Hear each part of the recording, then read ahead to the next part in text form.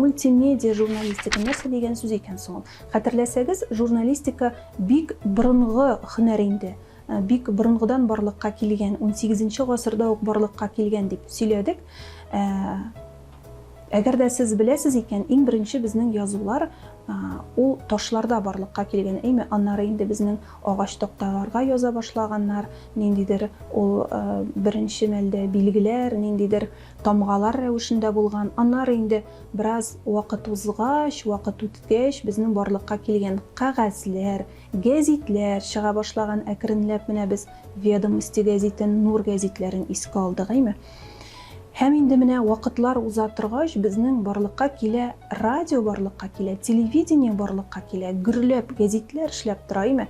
Мәгълүматны рәхәтләнеп теләсә каян табырга була. Гәзиттән укый аласың.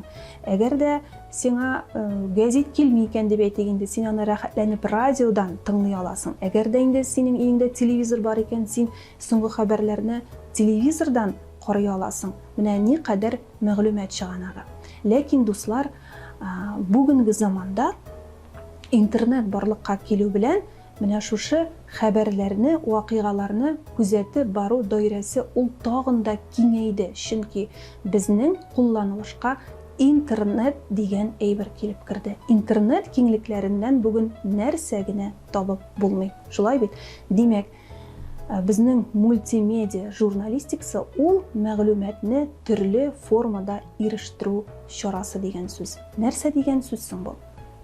Мультимедиа журналистика менә шушы радионы да, телевидениены да, гәзиттәге басмаларны да үз эченә алган ниндидер менә шундый тулайым җыйналма бер формат. Димәк, безнең элек гәзиттә генә басылган язмалар менә ул гәзит вариантында гына басылды. Без аны гәзиттән генә укыдык, әйме. Хәзер без инде шушы мәгълүматны интернетка кирип, аның видеосын да күрә алабыз. Без аның фотосын да күрә алабыз. Без аңа карата ниндидер аңлатма язуларда күрә алабыз. Димәк, инде бу күптән коры гәзит текстын укып чыгу гына түгел, ниндидер интерактив чаралар ярдәмендә без бу мәгълүмат хакында тагын да күбрәк хәбәр ишетә алабыз. Әлеге мәгълүматны, әлеге теманы үзебезгә тагын да яңарак яктан ача алабыз. Бер мисал китерәсем килә. Мәсәлән, сезнең мәктәбегездә бер бәйрәм узды, дигәйме? Ул бәйрәм хакында кемдер гәзиткә генә язып чыга ала, әйме? Менә мәктәп гәзитенә язды, коры текст рәвешендә. Икенчегез килә дә шушы бәйрәм хакында фотографиялар урнаштырып, матур итеп күләмле текст язып чыга гәзиткә, әйме? Өченчегез әлеге теманы ничек яктыртырга мөмкин? Өченчегез шушы вакыйганы, шушы бәйрәмне фотоларга төшергән һәм фото астына менә Ләйсән бүген әлеге бәйрәмдә бик матур биеде, фотографиясын урнаштыра. Ислам әлеге бәйрәмдә бик матур җырлады, фотографиясын урнаштыра. Һәм безнең бәйрәм хакында ниндидер шундый тулы бер күз аллау барлыкка килә. Менә 4нче кеше килә дә, ул әлеге бәйрәмнең иң кызыклы мизгелләрен алып, иң тәмле мизгелләрен алып, видео рәт эшли. Рилслар дип әйтик инде без аны, рилслар эшли. Шушында ук ул әлеге бәйрәм хакында аңлатма текстта урнаштыра. Иң кызык моментларын да бирә әлеге бәйрәм хакында. Ничек уйлыйсыз менә?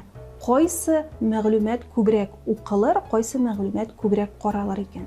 Минем уйлавымча, яшь буын безнең әлбәттә инде шушы рилсларга мөкибан булачак, мөкибан китәчәк. Димәк, менә бу инде мультимедиа журналистиканың бер төре. Без бер мәгълүматны төрле формаларда, төрле форматларда ирештерә алабыз дигән сүз.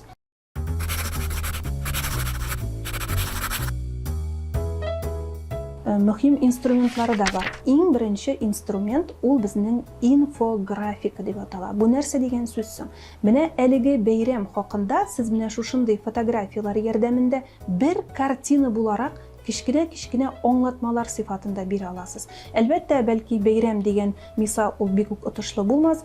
Менә әйтик әле бер районның уңышлары хакында, анда сөт савы ничек булган, уңыш ничек җыелган, анда мәдәният өлкәсендә хәлләре ничек, гомумән район күрсәткечләрен менә шушындый инфографикага салып бирсәң, ул инде беренче карауга ук мәгълүмат, хәбәр аңлашыла дигән сүз. Шулай ук менә бик җайлы ысул.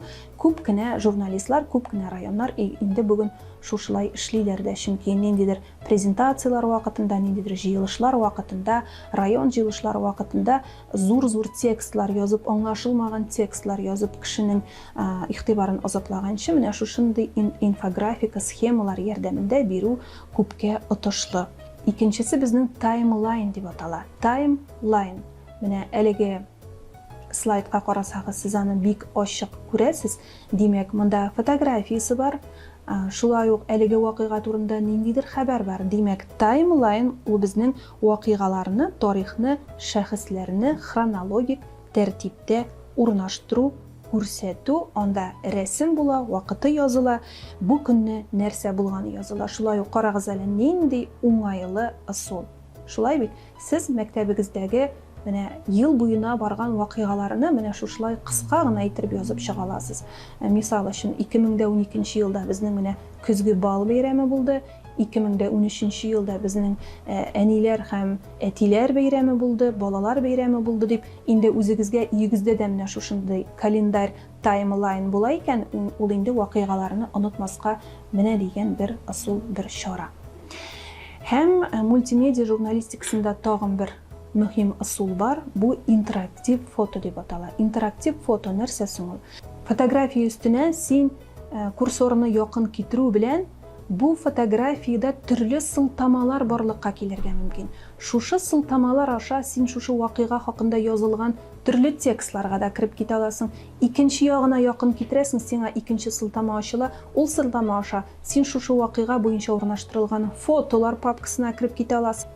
Чираттагы мөһим инструмент ул безнең слайдер дип атала. Элек һәм хәзер булган күренешләр, тарихи биналар, табигать күренешләре элек ничек булганда һәм хәзер ничек күзаллана ул. Шулай ук безнең интернет киңлекләрендә, социаль челтәрләрдә, хәтта инде гәзит битләрендә дә бик уңышлы кулланыла торган ысул. Инде күргәнегез бардыр. Безнең менә Казан күренешләре, элек Казанның бу урыны ничек булган, хәзер ул урын нинди, шул Бауман урамы мәсәлән нинди булган, хәзер нинди, менә шушлай фотоларны чагыштырып бирү, мәгълүматны чагыштырып бирү шулай ук бик отышлы һәм бик аңлаешлы.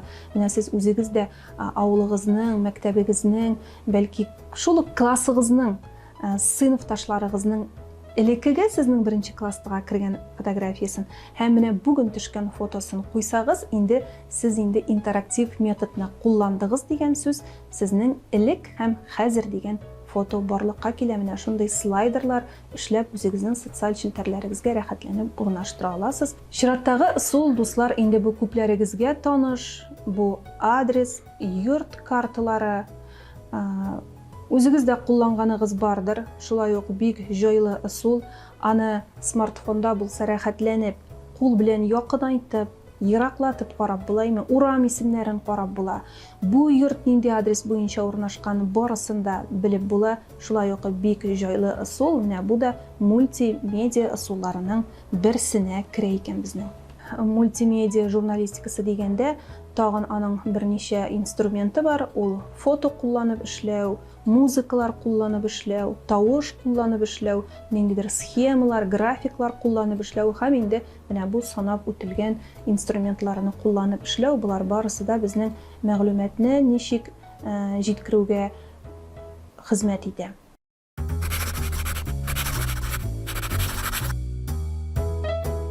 Сөйләгәннәремнән нәтиҗә чыгарым дип, менә шушындый күрсәтмә материал, мисаллар тәкъдим итәм.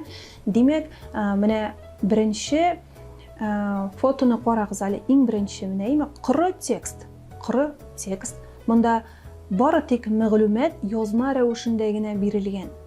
Менә мондый текстны укырга инде хәзер бүгенге көндә бәлки улы буын аңа ияләнгәндер дә, менә яшьләр инде хәзер күптән менә мондый рәвештә бирелгән текстны безнең укып тормаячак. Аңа күбрәк рәсемле, бизәлгән һәм менә минем әйткәнемчә мультимедиа ысуллары кулланылып эшләнгән мәгълүмат кызыклы. Менә хәзер икенчесен карагыз безнең.